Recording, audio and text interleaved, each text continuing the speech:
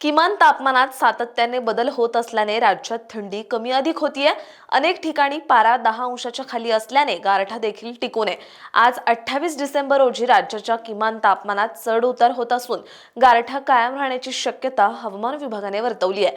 उत्तर भारतात थंडीचा कडाका कमी अधिक होतोय। शनिवारी म्हणजेच काल 27 डिसेंबर रोजी मध्य प्रदेशातील राजगड येथे देशाच्या सपाट भूभागावरील नीचांकी 3.7 अंश किमान तापमानाची तर सकाळी 8:30 पर्यंतच्या 24 तासांमध्ये केरळच्या कोट्टायम आणि कर्नाटकच्या कारवार येथे देशातील उच्चांकी 35.2 अंश सेल्सिअस तापमानाची नोंद झाली। कोकणातील डहाणू येथे राज्यातील उच्चांकी 33.3 अंश सेल्सिअस तापमान नोंदवले गेले। शनिवारी म्हणजेच काल 27 डिसेंबर रोजी निफाड, धुळे, अहिल्यानगर, परभणी येथे थंडीचा कडाका कायम होता। उर्वरित राज्याच्या किमान तापमानात वाढ झाल्याने गारठा कायम असल्याचं दिसून आलं। आज 28 डिसेंबर रोजी राज्यातील कमाल आणि किमान तापमानात चढ उतार होण्याचा तसंच थंडी टिकून राहण्याचा अंदाज हवामान विभागाने वर्तवलाय।